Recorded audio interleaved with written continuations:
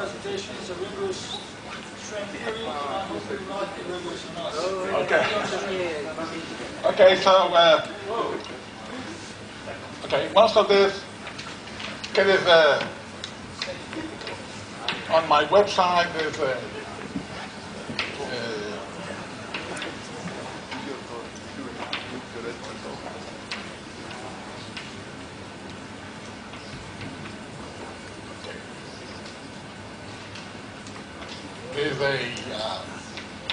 53-page paper on some of the details of what I'm going to talk in.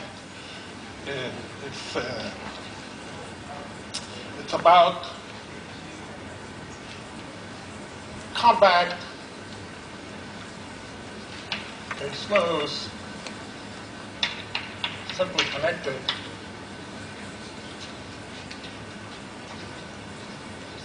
manifolds.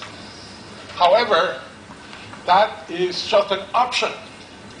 Okay, it turns out that a compact, smooth, simply connected manifolds is already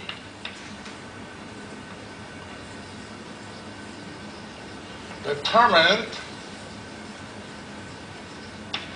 by a certain type of presentation of the boundary of pi 1 of the boundary. Okay?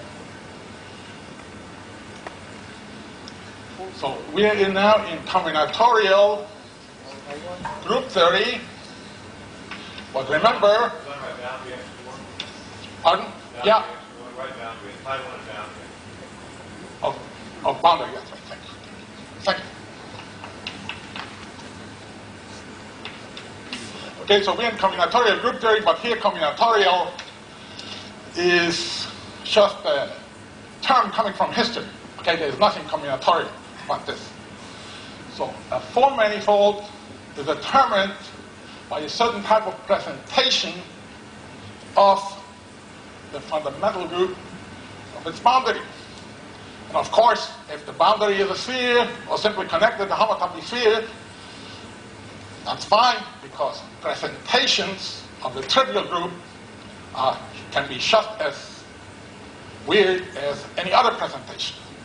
And the type of presentation is called an Artin presentation. It was discovered by González Acuña and named by him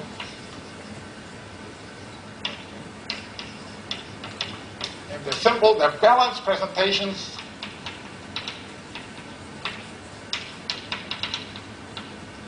such that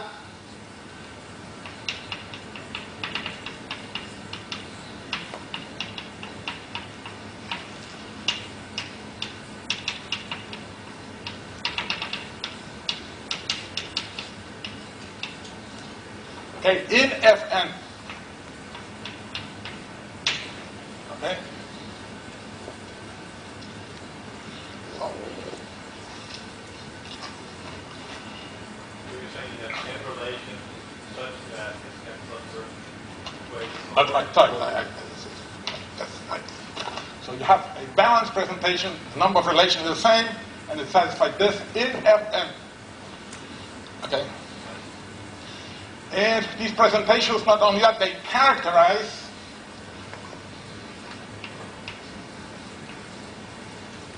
the fundamental group of any contractive, any orientable closed manifold in particular. Okay? And they define, an Artin presentation defines a simply connected form manifold and with whose boundary has fundamental group given by this. In particular, Artin presentations is theory where no mention, okay, this is very important, no mention of metrics. Remember the famous Feynman philosophy is to get rid of a particular metric. Here, we even get rid of the topology. Okay? Like, do one better, okay? No topology, just combinatorial group theory in the sense of Papakiriakopoulos, who first started this.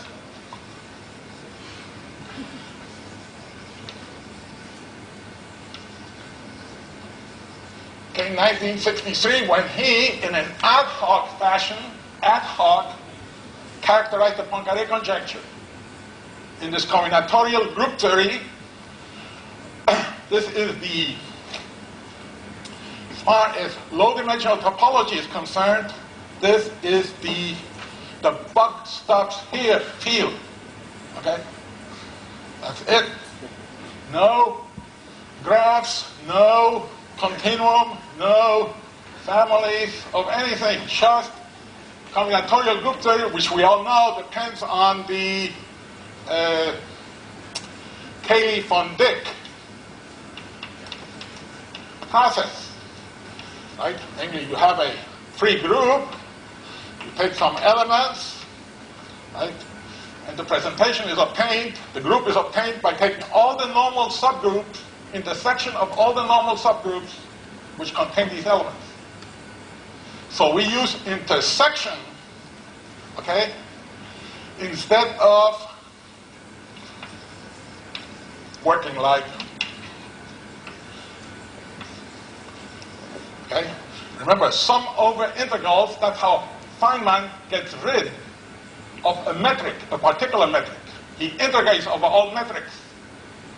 Okay, we all know that's a non-rigorous theory. So if we do this intersection instead of this, we get a rigorous theory, number one. And number two, we do Feynman one better. We do not we dispense with a continuum in 4 dimensions. Only in compact though. So that's what's called Machian. Okay, it's only in the compact case. And now, we all know there's a problem of quantum immediately. Big problems arise. For example, quantum gravity, right? We all know what that is. It's namely continuum. How do you put together continuum using theories with discrete theories? Right? Obviously, here's Einstein, general relativity, and here's quantum mechanics. Right? You dispense with probability, discrete. So how does one relate them? Since now, both are discrete. What does one say about quantum gravity?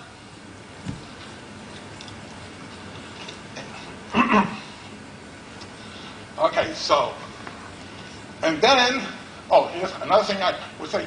This theory is very non-trivial in the sense that we immediately get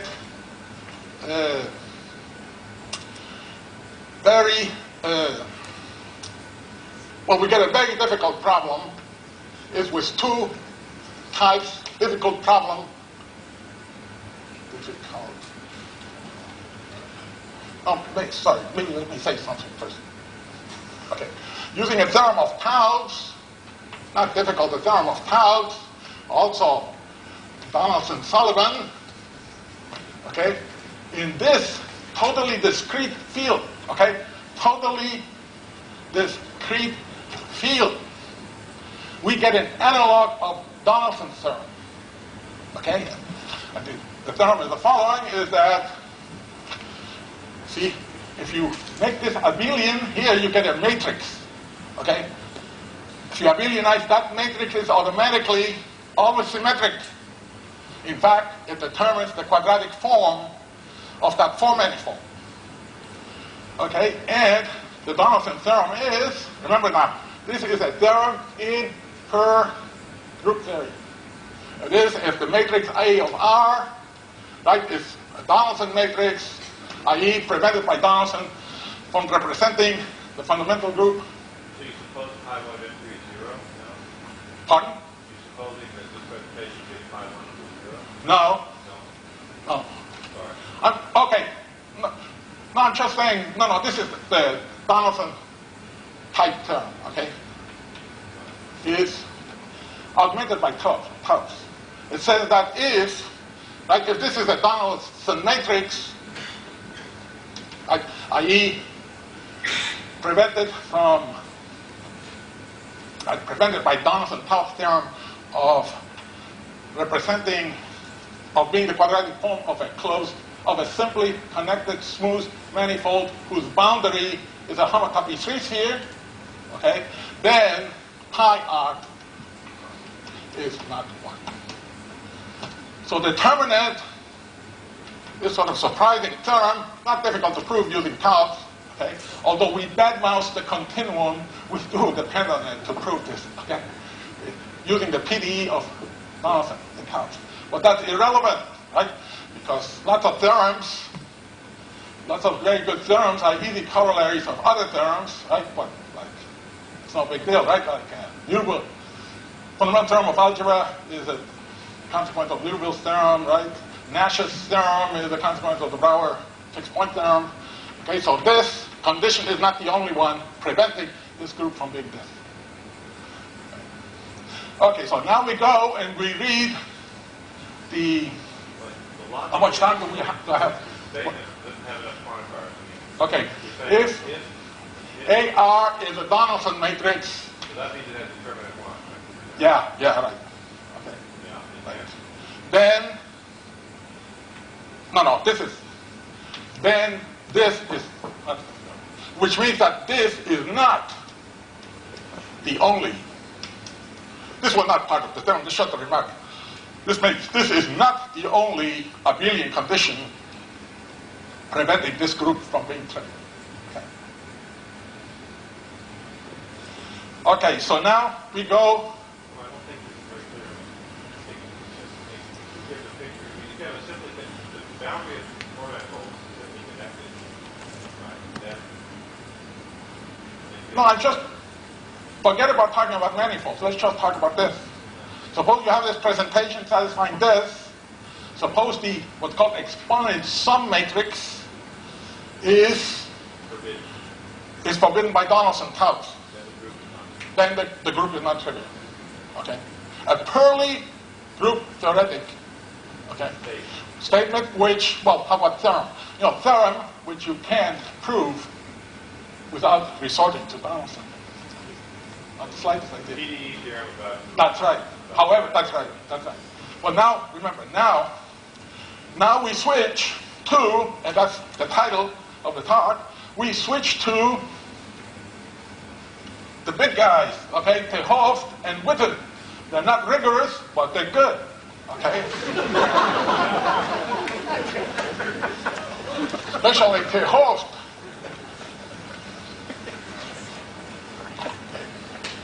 And here I have some, this is just the introduction for this. All these references I give, they're here, okay? They have Te Horst, and when you read them, and you read, for example, remember now, Artin presentation is, okay, I should have said something here. Artin presentation is a theory, okay, which is only exists in dimension 4. Among mathematicians, you say, oh, that's too bad. Among physicists, that's good, okay, because 4 is their dimension, okay. Furthermore, it has a Donaldson-like term, which is, Witten talks expansively about that. Like any theory, mathematical or otherwise, where Donaldson theorem comes in, is good. Then it has its own knot theory. Okay? It has its own knot theory which does not use skein methods, which again is good by Witten. You have to read these 2 basic papers on the Jones polynomial and on topological quantum field theory. Okay? And this knot theory diverges very soon from the usual, for homotopy spheres, it diverges very soon from knot theory in S3. The way they're ordered. you get, like, if you do, for example, a matrix here, like the Cox-at-the-top matrix, and you change just by one, the x1 here, the R1, so you get a homotopy 3-sphere where you get nuts with irreducible Alexander polynomials of degree 1640. Okay? You can almost easily do this with magma. It's a very computer-friendly theory. You can. Okay. Now we say, where did this come from? Again, we go to the big guys. Well, this is Witten. Let me get to. By the way, let me put some of these big ideas here. To Horst, the big idea is holography. Holography is that you do not look at the whole thing. Okay? You look at its boundary. And we go even further. We don't even look at the boundary. We look just at the presentation. This is the big deal with Tehoff. And if you look at all these references, when Tehoff says he thinks there should be, before doing all of quantum gravity, there should be a theory there which does not come from first principles, which is already there. That's this one. Okay.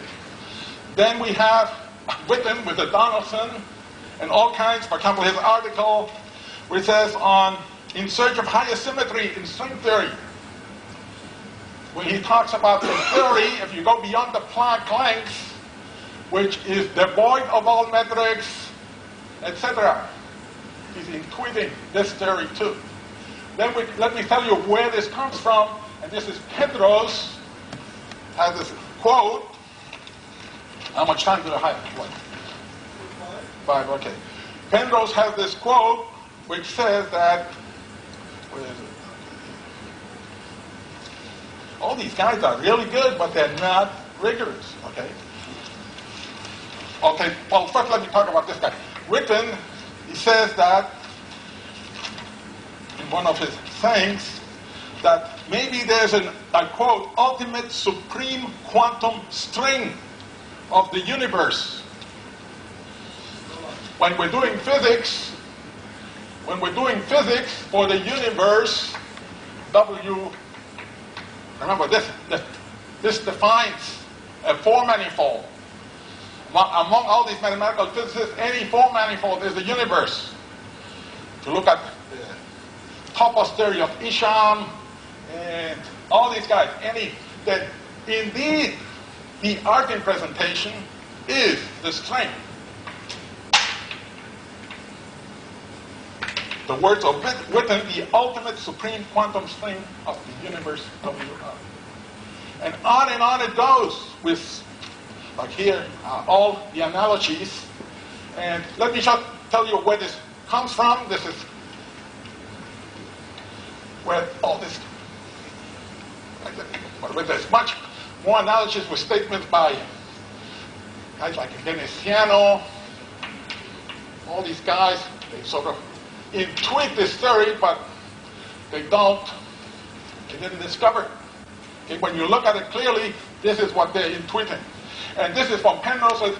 Penrose says here, another quote where he says, maybe there's a deep connection between discrete concepts and holomorphic concepts, but this hasn't emerged in any clear way yet. Well, let me tell you where this comes from. One of the most celebrated term of the century is the Lefschetz hyperplane.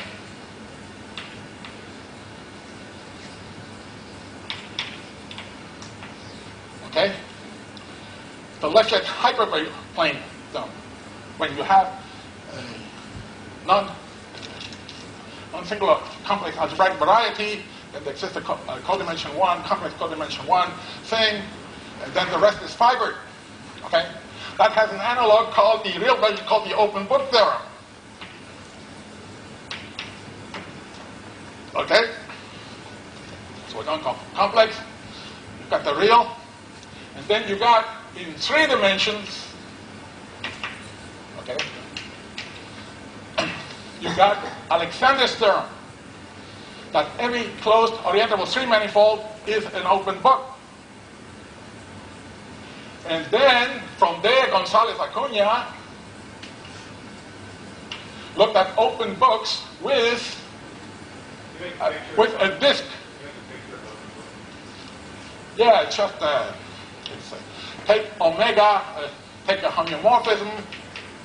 Okay, this is a two-dimensional manifold. The homeomorphism is the identity. Okay, this identity. Then just take the mapping torus union. Right, remember the mapping torus. It's the identity on the boundary. So the mapping torus is this. Now paste on D2 here. Fill this D2 up. Every three manifold is like this, where this is a disk with n holes. González Acuña showed these are equivalent to Artin presentations. Okay? The four manifold comes from a similar construction. You take this omega, okay? Take this omega, extend it to the identity of the sphere, extend it to a homeomorphism of the whole three-sphere disk, do the mapping, do this construction, and paste on at the boundary. Okay. Anyway, by the way, that's all in this paper which I told you. So here is the clincher. Why this is a good theory is because Seiberg says the power of holomorphy, okay, with hyperplane disk to the Artin presentation, okay, speaking like the physicists, they love nice big sentences, okay, the power of holomorphy is substituted by the ultimate holography. And this is where, this is where Hooft, there's supposed to be a big controversy between Hawking and Maldacena and Hooft and Susskind. And this is where this theory supports Hooft and Susskind instead of the path integral theory of Hawking and Maldacena. So this is what's the essence here. The power of holomorphy, which is the title of a paper by Seiberg, is substituted by the ultimate holography. And holography is the first big obstruction to unification of all the forces, according to Hooft. Okay? So this is a discovery of a very simple theory. And if you look at all these guys, the way they write, this is it. It's like a detective, like finding out what are they thinking about. This is what they're thinking. Okay. Here's some copies of this.